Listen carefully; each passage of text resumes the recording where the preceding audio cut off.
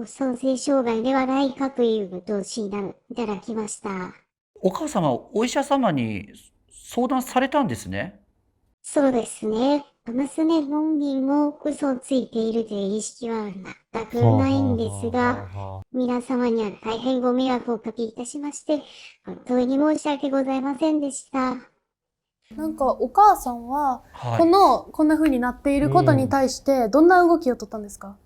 いろいろな方にご迷惑をおかけすることになって、母親としても大変申し訳ないと思ってるんですけれども、泉はたった一人の娘ですので、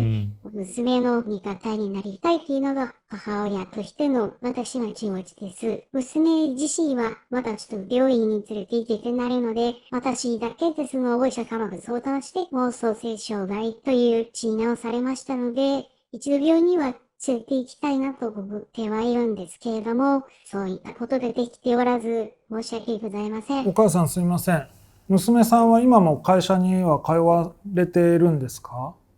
娘はすでに会社の方は退職しておりまして、じゃあ彼氏が辞めたんじゃなくて、彼氏は会社に残ってて、めぐみさんが辞めてると。逆です。逆でもさっき家の前でうん仕事帰ってくる時に鉢合わせたって言ってたから、めぐみさんが仕事をもう辞めてて、彼氏はそのまま会社にいる。そんなはずないんですけど、もし仮にこの先生の病院の先生のおっしゃることが正しければ、元彼にストーカーされている、で会社を彼は辞めたって言っていたのが逆？そうですよね。全部真逆ですよね。この状況、ミリチャムさんいかがでしょ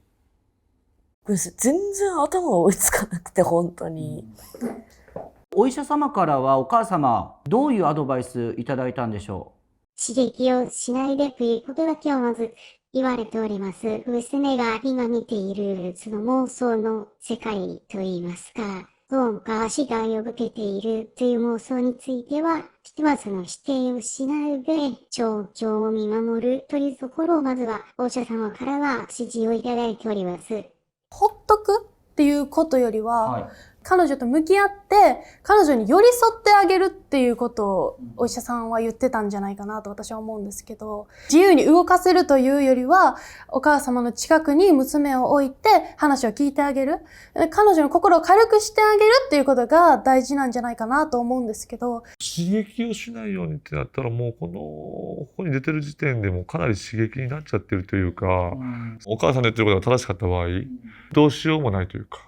このままそっとしていくしかないんじゃないかなっていう形になってくるというかね。そうですよね。そうなんですよ。やはりいやでもそれ実際そのまあお母さんが言ってることが本当だとしたら、その元彼は今怖い思いをしてるってことですよね。そうですね。実際に被害を受けているかもしれない。ということですよね。警察に相談してるっていうのは、だからこのままにしといていいとは全然思わないんですけど、まあもちろんこのままにするのはあれですけど、刺激はダメですから、そうなるとですよ。でもそしたら被害を受けっぱなしになるからね。彼に悪いとか本当にやめてほしくて、私が辛いのに。はい。めぐみさんとしては元彼が自分のストーカーをやめてくれることが一番なんですよね。もちろんやめてほしいです。解決のしようがちょっとないですよね。だからそういう意味でも、北海道旅行行きます1ヶ月ぐらい北海道をぐるっと回ってると、すごくこう緑があって、夏でいい季節でね。でもね、南さん、母さん、このままやと北海道でも鉢合わせになっちゃいますよ。そうだね、そっか。北海道にまでいるってなる。遠くに本当に遠く行くとその鉢合わせる可能性というのは低いと思いますが、ある意味本当に距離を取って気分転換をしてみるっていうのもいいかなとは思うんですけれども、そんな乗り気にはなれない状況ですよね。北海道のホテルの部屋の外に立ってたら最悪だ。現実じゃなくてもそんなことないでしょ。北海道でなかなか鉢合わせないでしょ。北海道。でもそれでなっちゃったら多分だいぶな。なんでなっちゃうの？いるってなっちゃったらね。今オーナーからですね、メッセージが届きました。今ストーカーされている心の傷をですね、一度お母様とカウンセリングに行ってみてはどうでしょうかと。なるほど。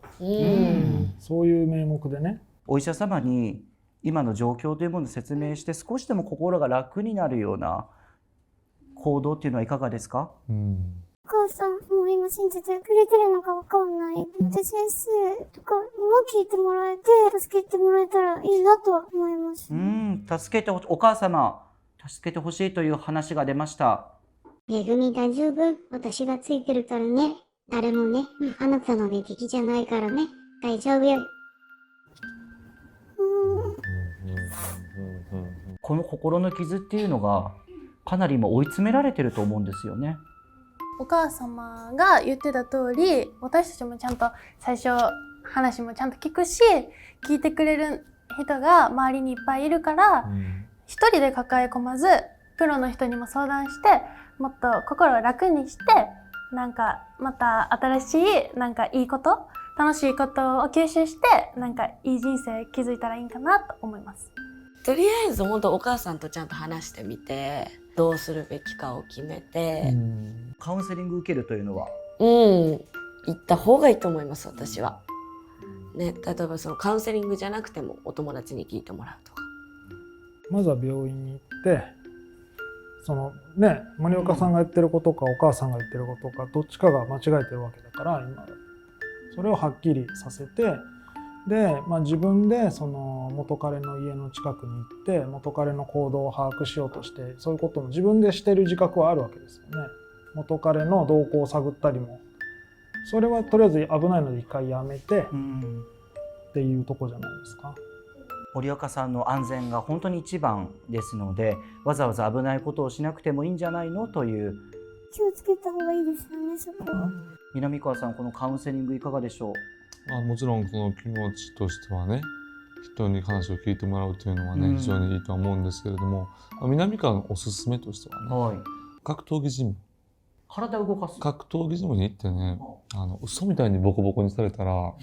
生きてるなっていう感情になるんですよ。女性でもそういうコースあるんですか？ありますあります。もちろん相手は女性とかでね、関節決められて、これ以上行かれたらおられるなっていう時に、私行きたいっていう気持ちになると思うんですよね。それどころじゃないなっていう気持ちになるので、非常におすすめ。もしよかったら僕も一緒に行きますからね。なので、騙されたと思ってお母さんと3人でね、体験入会お母さんと3人で南川も一緒にそこまでしてくれる？もちろんです。それが体験入会するっていうのももう一つの手。共通して言えることは、何かしら今の心の負担というものをカウンセリングなり体を動かすなりして和らげる、気持ちをガーってならないように視野を広げるってことなんじゃないですか？違うことも考えたりとかしたりしながら、お母さんにも助けてもらってやりたいと思います。お母様も相談乗ってもらえたら、やはり娘さん普段ね寄り添ってないわけないですから嬉しいですよね。娘は私にとって一人しかいないので、娘にはいい人生を歩んでいってもらえたらなと思っています。ここまで森岡さんいかがですか？今日はこんなにたくさんの方に話を聞いてもらえて、違うこと考えたりとかして、被害を、忘れたいなと思います。しっかり身の安全もね守る必要もありますから、いろんな人に相談してみて、ぜひカウンセリングもね気が向いたら行ってみるのもいいかもしれませんね。終了のお時間が近づいてきましたので、お一人ずつにお話聞いていきたいと思います。今日の感想、そしてアドバイスなどあればお願いします。レオさん。はい。どう考えても40過ぎて人生中盤からの独身は孤独が強くなるだけだと思います。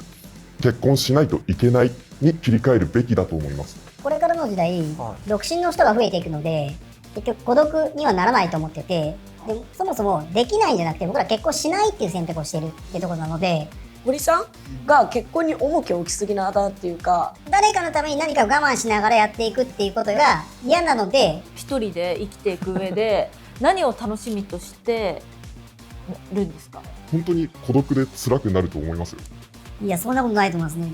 友達とか同僚とかとはそういうことを常日頃からしてるんやったら、それはそんで俺孤独でもないし人生楽しいやろうなと思うんですけど、ただひたすら自分のためだけに生きたいんだっていう人やったらちょっと2人きりでゆっくり喋りたいんやけどいろんなやっぱ心の傷とかあると思うし、被害があるっていう気持ちがまだ残ってるのは分かるから、自分の好きなことして、でもやっぱ自分が一番大事やから、お母さんと周りの大人とかとしっかりお話しして、明るい未来待ってると思うから安心してほしいなとは思います。柔術かキックボクシングかどちらか、もしくはそのクラブマガっていう格闘技もありますし、もう僕は結構知ってますから自分も。連絡ください。ありがとうございます。わからないことだらけでしたけども、自分を理解すると本当に大事だと思うので、新しいことを始めてみるのもいいかもしれないなと思いますね。新しいことを始めるっていうのは南川さんが言ってるのもそうだなと思って、体も華奢ですし、護身術っていう意味でも、打撃格闘技よりはその柔術系よかった、最後にやっと笑顔が出てきた。いいんじゃないかなと思って。よかったです、よかったです。南川さん、システムを教えて差し上げたら。そうですね、システムもね、システムは受けでしょ。受けだけ全部あるんですよ。実は全部あるんです。呼吸法ですから、すごくアンガーマネジメント的にやっぱりリラックスにできますから。特殊なアドバイスもいただきました。今日改めて一体どんな心境になったのかなど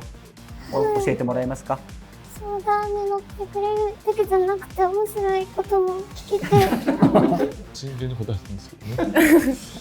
本日も皆さんご視聴いただきましてありがとうございました。チャンネル登録、グッドボタンもお願いいたします。次回の女子業界チャンネルもぜひご視聴ください。それではまた次回お会いしましょう。さようなら。